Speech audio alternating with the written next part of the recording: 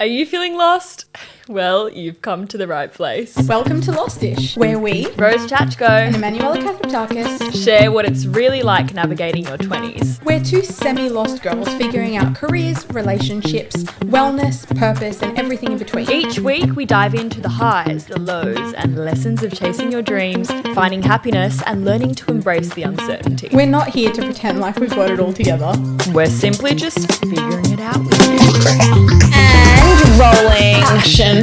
Welcome back, everyone. To the Lostish podcast. Oh, we didn't say it together this time, but that's something different. So we're keeping it. We're gonna keep that. I also clicked at the beginning, like if you're watching this video, guys, I've clicked like in the air, and I did the same thing in our last episode because we filmed it 2 minutes ago, and that was really unintentional. Sorry, I needed to say that because I noticed it. But we have a really interesting episode for you guys. Episode today. It's a very, very interesting topic, and it's pretty much called the obsession that we have with our appearance. And we're just going to be talking about appearance in general and how much we focus on it, especially as women. I feel like we put so much effort and so much focus into beauty, into how we look, into how we present ourselves. Same with men, same with males. Do too. It applies to everyone. Absolutely. But I not think even that, just your aura as well. Yeah. The obsession with not being liked for whatever reason, not being visually appealing. The obsession of being pretty, the obsession of being hot, makeup, all of that. Because I think appearance is really damaging to a lot of people. Let's talk about it. Let's talk about it. Okay. Starting off, appearance. Where does it come from? So, essentially, where it begins. I've got talking points here, guys, so I'm not off track. Early experiences with appearance. When did you first become aware of how you looked? The influence of childhood, family, school. I think the first time, for me specifically, that I thought about my appearance was was primary school. And I remember, Wow. I used to get bullied in primary school. Oh, shit. Both of our experiences were bullying. Guys, that's so sad. It's sad, but it happens, and, you know, it's very, very common, unfortunately. But I used to get bullied because I had a lot of hair. And, like, when I say hair, I mean hair on my head, hairy legs, Are you about hairy to tell me we had arms. the same exact experience? Oh, probably. Because we spoke about this before. Oh, maybe we have. And I used to be called a bunch of names, and people used to be like, oh my God, why do you have like so much hair? Like your hair is so curly and it's crazy. And it like all this rude stuff, like things that kids would say to you. Same with like hairy legs and hairy arms and things like that. And I didn't even know that like shaving or waxing or any of that was a thing. How sad for a little primary school kid to have somebody say to you when you're so unaware, and something that in my family was really accepted. I'm of Eastern European descent. I'm Ukrainian. I have dark features. I have big hair. I know it's up right now, and in a lot of clips you see me with straight hair and things, but naturally I've got very big, very, very curly hair, very dark hair. I'm on the same wavelength. And I never knew that that was like a problem. And people used to tease me and make fun of me for that. And ever since then, like I still think about it to this day, and ever since then that's where my kind of obsession with my appearance has become. Because I remember immediately after that I told my mum, and I said, Mum, I need to cut my hair. Mum, I need to start shaving. Mum, I need to start waxing. And as a little primary school kid. Yeah, see, how sad is that? It's very sad. I had a very similar experience. I've been called a gorilla before for having a unibrow. For having a unibrow. Yeah. That is my mum messed. used to let me out of the house with a unibrow. Love her. But back to what you were saying, it's something that we didn't even see as an issue because at home you feel so loved and protected by the people that genuinely care about you, and then you walk out to school. This was a bit later for me. It happened in high school. But like I found out about a group chat where girls were sending photos of me back and forth about my unibrow.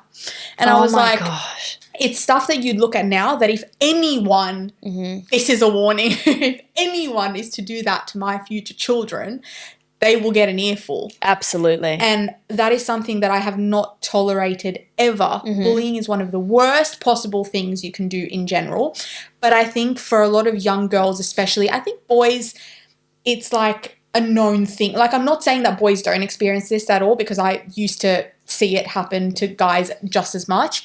Not just as much, but I think for girls it impacts them more, because it's like, as girls, it's an expectation thing. It is an expectation. For women, it's an expectation to always have, your shit together, always appear in a certain way, to be beautiful, to be feminine, to be this, to be that, all these societal expectations, right? Social media.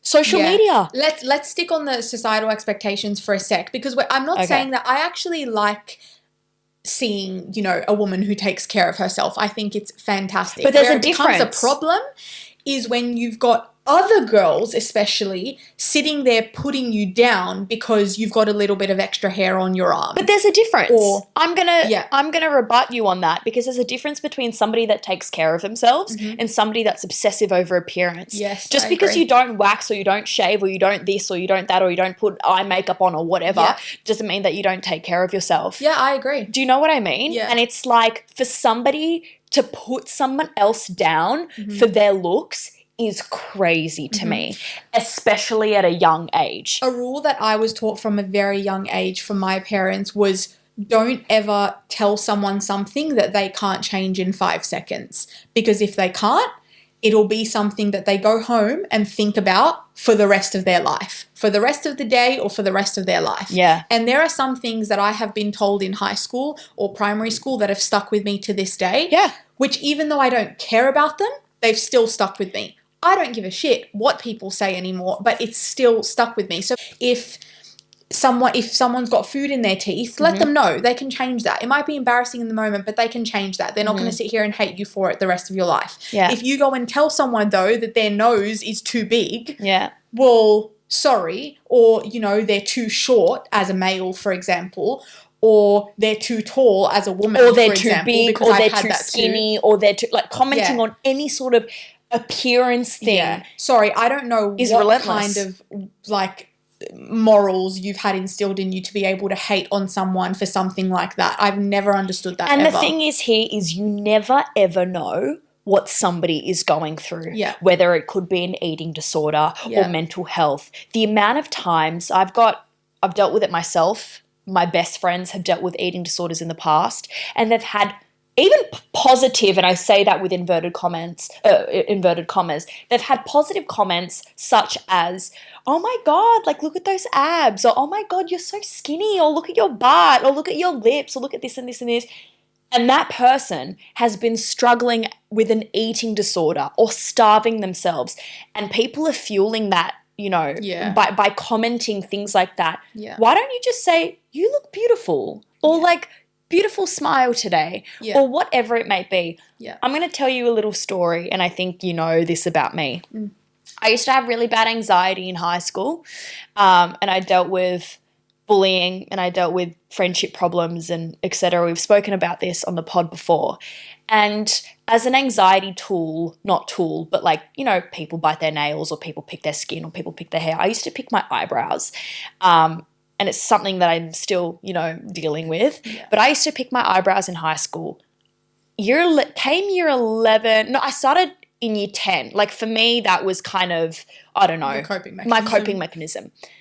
And I picked out pretty much all my eyebrows, and I had pretty much no hair left. And I used to draw my eyebrows on and whatever. People used to make fun of me, and also for not for having too much hair and then for having no hair. Well, there you go. That's Are you joking? But you know what? It was so you could tell that my eyebrows, half of it was missing because I used to pick it all in whatever. But little do they know, people had no idea what I was going through in my life. People had no idea that I had bad anxiety. Yeah. And it's they made fun of me, and they made comments and jokes and things like that. And you know what? In the moment, I'd kind of go along with it and be like, yeah, haha, whatever. But that was so, so damaging to myself as a person that I still think about that, and I'm still quite conscious of Yeah. my brows or of things on my face or Yeah. like it is something that is really that was a really personal to me at the time. Yeah. And something that I've always been so conscious of. And it's a small thing for people, but Yeah. for me, it's a big thing. Oh, but you don't know that I'm going through that. And now, like, it's become an obsession of mine to make sure I always have amazing eyebrows because of that experience. Yeah. Still to this day. And this was like 8 years ago. Yeah, very sad. I mean, look, we've all dealt with that stuff. I think until someone comes to the point of acceptance, or ever in that case, like, you're lucky. Like, I would rather someone have picked on me in high school, for example, than someone like you. Because like I said before, I learned at a very young age, and I had a very stable life in general, where I thankfully I didn't take that stuff too personally. Obviously, it still affects you and it still sticks with you to an extent. But like, I've been picked out for things before. I'm not going to make it seem dramatic, but like, for example, people used to tell me all the time that I've got like a manly head structure. Like, I've got really defined cheekbones. Defined cheekbones. That's an insult? Now I'm like, thanks, queen. But before I was like, oh, like, and then I used to like pay attention, like I used to pick it out in photos. I used to be like, oh, the way I'm smiling defines my cheeks too much. Now people get filler in their cheeks because of that. Another thing, I have a gap in my tooth, which at the beginning, now I really don't care what anyone has to say about it, but it's one of the first things people notice about me. Fine, no worries. Little do they know that's actually what kept me in the modeling industry. So I'm not going to sit there and take cake for it. You know what I mean? But like, all these things, you don't know why, like, how someone is going to react to them is my point. So now if someone made a comment about these things to me, I would be like, okay, thankfully I'm someone who can take it and not someone that, you know, has a low self-esteem or is going through something that would take it in a really bad way. But you never know who you're talking to. So don't ever pick on something that someone can't change straight away, because it can be really damaging. And not only that, but you will walk away feeling like a really guilty person or feeling worse than you already do. Because obviously, for you to be taking the time out of your day to go and pick something off someone else that has absolutely nothing to do with you, it's like it's clearly you're going through something. Clearly insecure. Yeah, clearly it's something. How about the thing of like, to stem away from kind of high school and like where obsessiveness with appearance has stemmed from, which is obviously childhood, which we just spoke about. What about the prospect of beauty never being enough? Like, it never being enough. Okay, oh, my hair is straight. Okay, great. Now I need to, but my lips are too small. Or no, but I'm not skinny enough. But my boobs are like da-da-da-da. I agree with that. The prospect of it never being enough. You know why? Where does that come from? Social media, beauty products, commercials, you know? And you know what? That is something that I genuinely, like, again, once you get to the point of acceptance, you realize that beauty really shines from the inside. Oh, yeah. Genuinely. No one is going to be friends, well, someone might be, but I'm saying in general, the people that you keep the closest to you are not going to be people that you have in your life just because they're a pretty person. They're not. Trust me, they're not. That's not what, if that's your criteria for keeping someone in your life, you need to reframe that. I watched this video once, and every time I feel insecure about my appearance, or my skin's bad, or I'm struggling with weight, or whatever it may be, I always go back to this. And in this video, a woman was talking about appearance.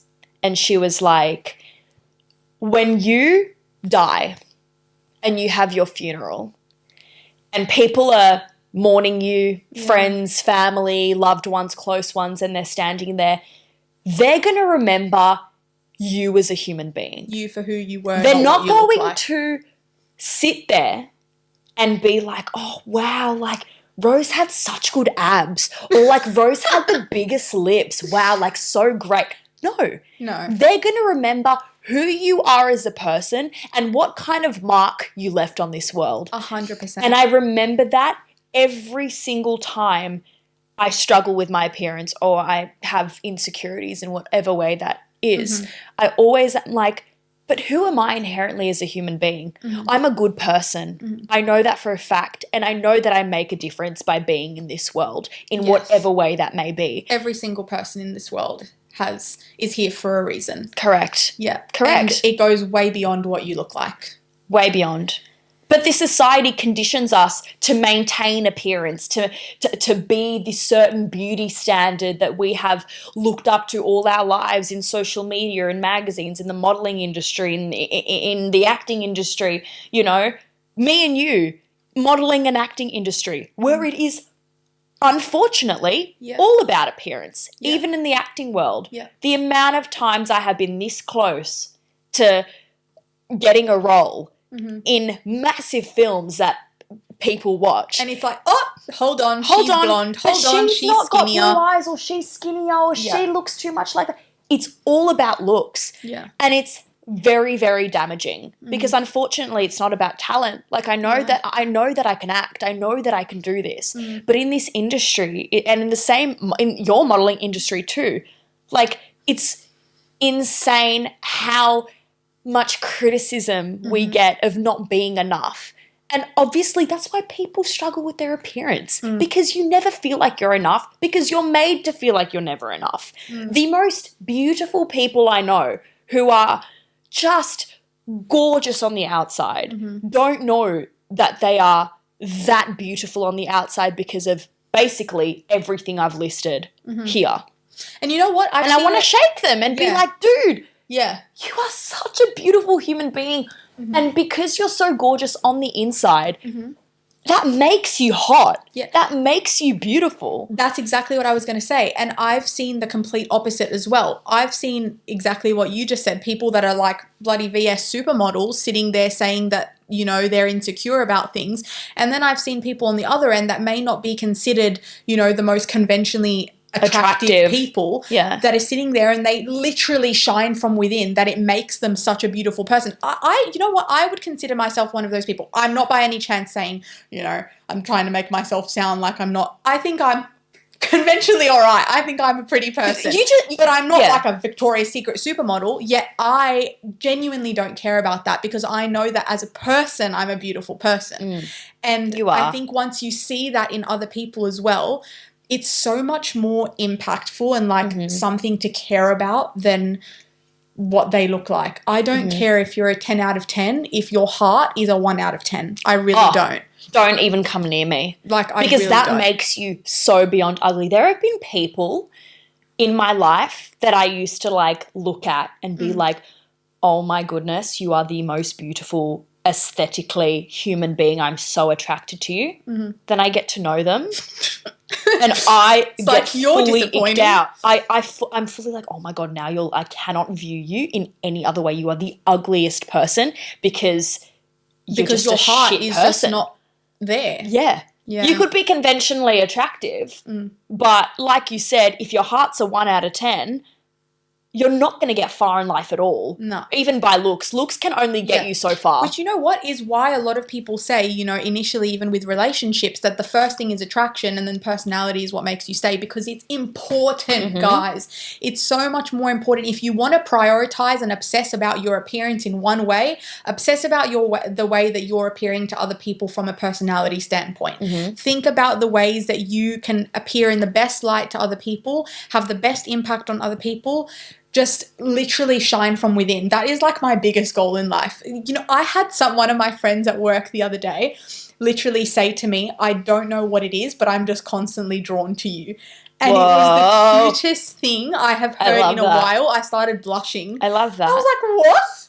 I was like, thank you so much. Because like, that is probably one of the best compliments I've ever received ever. Yes. Because being a magnetic person is, to me, and I'm sure a lot of people listening to this that have gone through similar things, or like come to a point where they're accepting that, you know, physical appearance is not the be all and end all.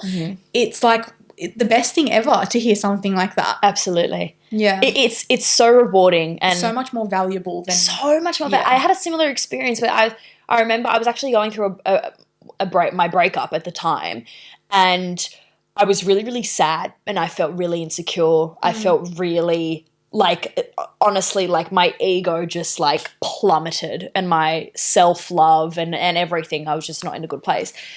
And I woke up one morning and I was like, you know what? I'm going to have a good day today. I'm going to get ready for the day.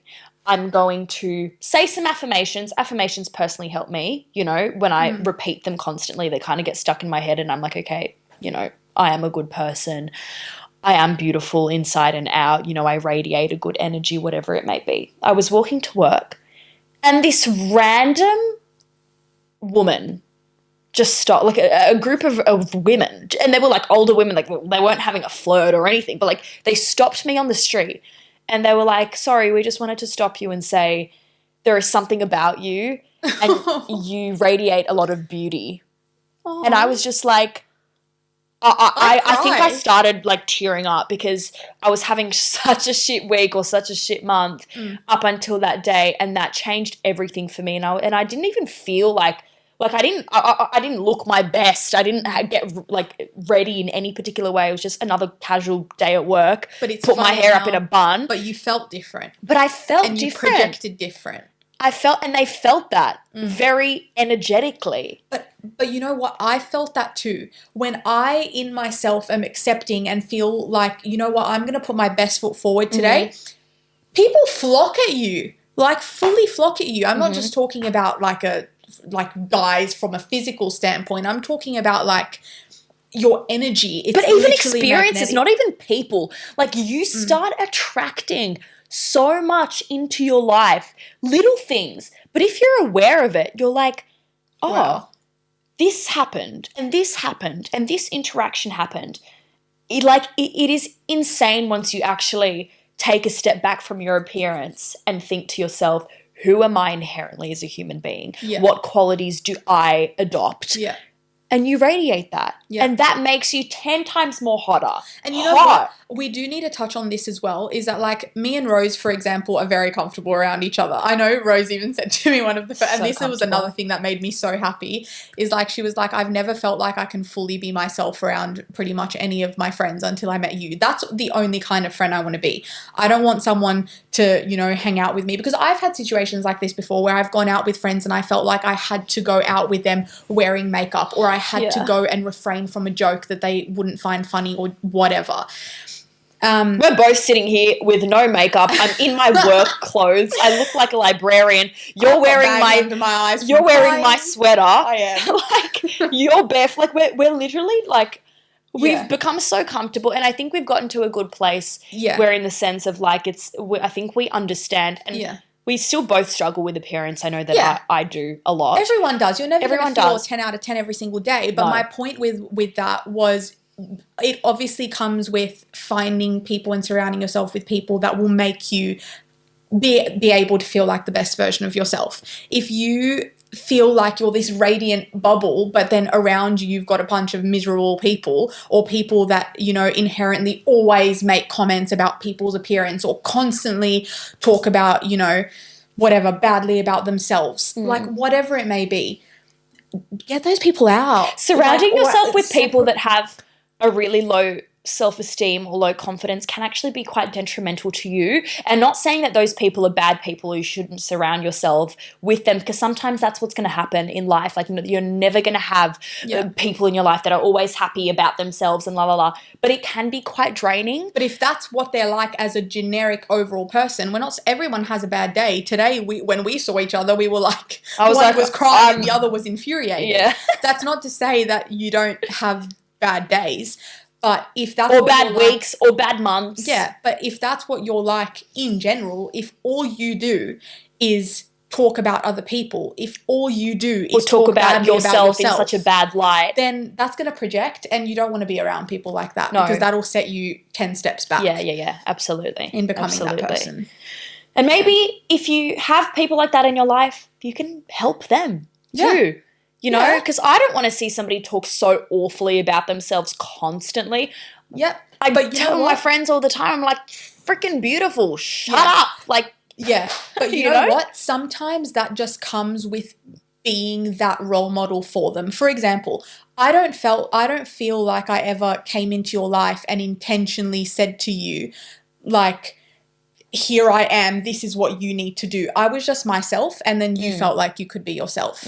And sometimes it's just like being that role model for someone, or being the person that you want to attract as well in your life, is enough sometimes. So once you build up that light, as long as you don't have the people around you that are crushing that for you, it might be someone that's just struggling with something, but just be yourself and be kind, and they'll get there in the end. Yes, be kind to yourself and others, and just every It's free. time it is free. It's free. And every time you think about your appearance, or it makes you, or it destroys you, because unfortunately it does destroy us sometimes when we overthink ourselves and the way that we look and the way that we present ourselves to the world, go back to who you are inherently. And if there are things that you're like, you physically want to change about yourself, think about why you want to do that. Is it for yourself? Is it going to make you happy, or is it going to make other people happy? Are you doing it for the world? Are you like, okay, conventionally, like my lips are so small, or like I need to lose weight, or I need to put on weight, or whatever it is, or I need to act a certain way because that's how society wants me to be, or that's how my friends are, or that's how this person is. That's being totally inauthentic to yourself. And so go back to your core. Yeah. Oh, no, I was just going to say, I think that's it, that exact sentence is what I've used as the basis of my morals and my life, to be accepting of the physical things. For example, for me, like my gap tooth, I never thought was a big deal. It has not bothered me once. How many times have I considered getting braces? Endless. When I really come back to it, though, I'm like, but it's not really bothering me. Like, I'm fine. I'm fine either way. I really don't care. Well, it distinguishes you from other people. So I'm also like, hold on a second. I don't need to go and spend 10 grand right now to make other people happy if it doesn't bother me. But if it did bother me, I would go and do it. No problem. Yeah. But coming to that distinction of, hold on, it's not bothering me, I'm doing it for other people, big thing to note as well. You gotta completely separate that, and I think that's what I was trying to say before. Yeah. Totally. Not only physically, like personality-wise, just too. Anything. Yes. But I think, this is an episode that we feel very, very passionate about, specifically as women. But it's very much so, just going back to the core of who you are as a human being and what you want to be remembered as. Not be remembered for your pretty face or your pretty body or your pretty feet. Be remembered for being a good person. Yeah. For being a good friend. Yeah. A good parent, for being passionate, Yeah. for being loyal, Yeah. all of the above. We've yapped way too much. And I think it's time to wrap it up. Okay, guys. We hope this felt like the 14th therapy session. Yes, we Lostish. hope you got something out of it. And like we said in the previous episode, if this has impacted you in any way, or if any episode has impacted you in any way, please reach out and let us know, because we love to hear from everyone. We really love to hear from everyone. We save every single message. I've got a folder of them in my phone. We screenshot them all, and we reply to everything. We've got 100 bloody followers. I'm like, who are we? Do you know what I mean? Like we reply to everyone, and we are so grateful that we have listeners and that we have people that we can, make a difference to. And we're just going to continue because we love what we do. Yes. And stay tuned for the next episode podcast. All right, that's it. I think this episode we just weren't meant to say it together at all. No. Anyways, we love you. Share, listen, listen, whatever you want to do. Message us. And we'll see message you in the me. next Message one. Emanuela. Anyway, goodbye. Bye.